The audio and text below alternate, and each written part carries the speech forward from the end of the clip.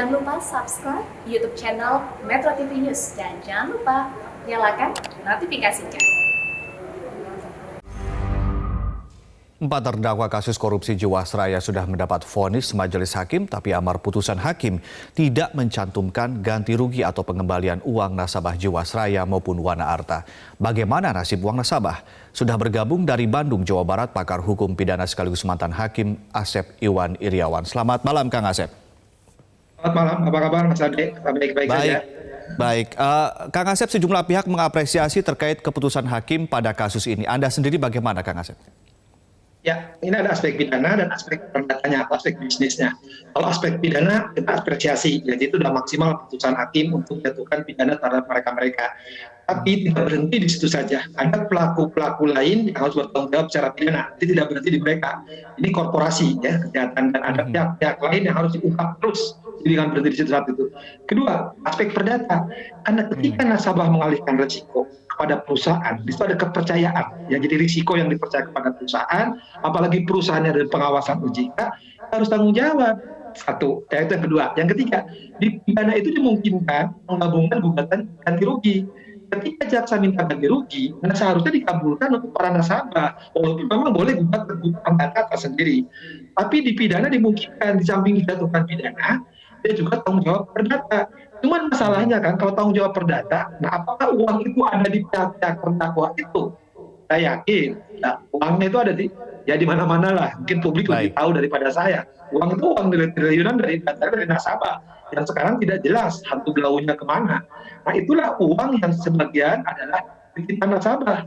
Kan ketika asuransi itu gini, dalam suatu asuransi ya ada risiko yang dialihkan dari tertanggung kepada penanggung. Ketika dia percaya, apalagi institusi ini BUMN, dan dia harus bertanggung jawab negara. Artinya apa? Uang yang ada ya harus dicari. Ya, dan ini harus dikembalikan ke nasabah gitu. Ini tinggal sekali lagi. Jadi kalau pidananya bagi nasabah nggak ada masalah deh. Tapi uang yang ganti rugi bagi nasabah itu karena udah maksimal hukuman pidananya. Baik, Kang Asep, tapi di amar putusan hakim mencantumkan penyitaan aset terpidana dikembalikan kepada negara. Tidak disebutkan pengembalian kerugian pada nasabah. Seharusnya bagaimana sih, Kang Asep? Ya, sekarang kalau dikatakan di KUHP itu kan boleh tuntutan ganti rugi karena ada orang dirugikan. Nah, harusnya uang ini, ya sekali lagi, kan hakim tahu ya, bahwa ini uang sebagian milik nasabah. Artinya diserahkan ke nasabah, bukan nanti diserahkan kepada negara atau disita untuk negara atau untuk apapun. Sampai punya uang kepada nasabah, harusnya diberikan kepada nasabah untuk nanti berbagi. Tapi sekali lagi, tanpa menghilangkan nasabah gugat perdata. Cuman kalau gugat perdata akan lama lagi, seperti kasus-kasus sebelumnya, keperdataan akan hilang gitu. Ya harusnya kalau saya jadi hakimnya, ya saya tahu bahwa ini persoalan pidana itu ada kebenaran material, ya harus ada manfaat, ya sekali lagi harus ada kepastian pidana itu jelas. Tapi manfaat dan keadilan nasabah itu, ketika JPU menuntut ganti rugi, uang itu harus jelas. Dirinci, hakim bisa bentuk rinciannya kok. Jelas nasabah pegang uang berapa, disimpan berapa. Nah, cuman kan persoalannya mungkin ya, yang disita kan cuma berapa, katakan lebih 4T. Itu kan uang yang jelasnya. Itu kan ada oknum-oknum tertentu yang menyalahgunakan kan, yang bermain di lapangan korporasi, yang harus Baik, Kang Asep, kita tahan dulu, kita harus jeda. Nanti kita akan sambung lagi tentunya perbincangan ini, dan pemirsa tetaplah bersama kami, Prime Time News segera kembali.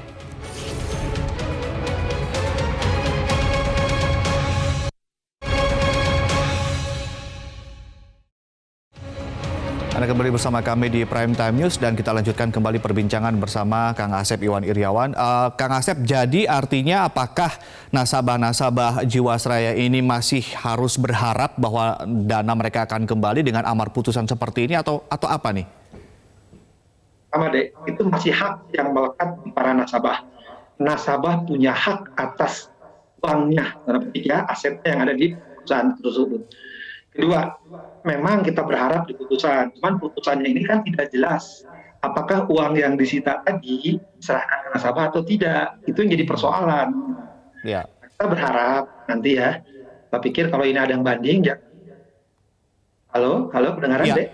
Ya, halo? lanjutkan Kang Asep. Kalau misalkan banding, ya pihaknya banding, ya, nah PT memperbaikilah putusannya untuk ganti rugi ini, karena Jakarta telah mengajukan tuntutan menentukan ganti rugi, gitu. Supaya nasabah memang dapat ditentukan di situ hak-haknya. Gitu. Lagi tanpa menghilangkan kalau sampai nanti pidananya misalkan tetap putusannya tidak menyerahkan kepada nasabah, nasabah punya hak untuk gugatan perdata. Cuman persoalannya perkara perdata kan lama. Di Baik. PN, di PT, di MA, ya. Belum juga pertanyaannya uangnya ada apa nggak ada gitu, uang nasabah sekarang itu. Gitu. Ini kan tidak hanya warna harta dan sebagainya kan. Pemilik saham ini banyak. Jangan-jangan ada pemilik saham lain yang telah mengamankan. Itu yang harus dicari tadi saya bilang, baik pidana maupun perdatanya. Ini kejahatan korporasi. Baik. Baik, tapi seberapa optimis Anda kemudian sistem ini mampu merampas semua aset terdakwa untuk penyelamatan keuangan negara dan pengembalian kerugian kepada nasabah, Kang Asep? Saya optimis. Ya, jadi kalau ini banding atau diperbaiki, jelas hak asetnya kepada nasabah dirinci, misalkan satu kan, ini kan kebenaran material, hakim pidana harus berani keluar dari sini ya. Ada manfaat, ada kepastian satu. Kedua, ya tadi walaupun dipidana sekarang babak belur, ya sampai katakan yang paling negatif hak nasabah tidak dikembalikan, masih ada perdata. Nah di perdata inilah nanti minta putusan sifatnya serta merta, bahasa Belandanya, bahasa Sundanya formal bevorat, putusan serta merta, supaya minta dilakukan pelaksanaan eksekusi dahulu. Artinya gini, jadi walaupun gugat di PN, walaupun nanti banding, kasasi dan sebagainya, eksekusi bisa dijalankan terlebih dahulu. Artinya apa? Karena kepentingan nasabah tadi, ketika trust, percaya nasabah ke perusahaan, pengalihan risiko, dan ternyata disalahgunakan oleh korporasi, ya harus tanggung jawab. Ini BUMN yang diawasi OJK loh. Ya. Tapi jangan dari penyalahgunaan kepercayaan rakyat harus dilindungi, gitu. Karena melindungi oknum-oknum yang sekarang menikmati dan tidak pernah dihukum loh. Ya harus dicari terus, tidak berhenti di mereka-mereka dihukum seumur hidup. Saya masih optimis kok. Baik. Artinya bisa ditunggu di proses hukum selanjutnya dibanding atau lebih baik nanti perdata nih kalau menurut Anda dari pengamatan Anda? Betul. Kalau saya gini, kalau ini kalau banding kita berharap di pengadilan tinggi ya menjatuhkan ganti ruginya untuk hak nasabah didahulukan. Kedua, tadi perdatanya cepat masukkan gugat perdata minta putusan serta merta formal bevorat. Jadi masih ada harapan kok. Cuman ya berharap pemerintah juga bagaimana membentukkan menanggulangi uang ini kan uang kepercayaan loh ya. Baik, ini juga mempengaruhi kepercayaan masyarakat kepada industri keuangan di Indonesia. Baik, terima kasih Kang Asep Iwan Iryawan. Semoga ini menjadi sebuah harapan dan juga sebuah solusi bagi mereka yang saat ini, terutama nasabah dari Jiwasraya dan juga Wana Arta yang saat ini sedang menantikan kepastian bagaimana mereka bisa mendapatkan kembali uang mereka. Terima kasih Kang Asep.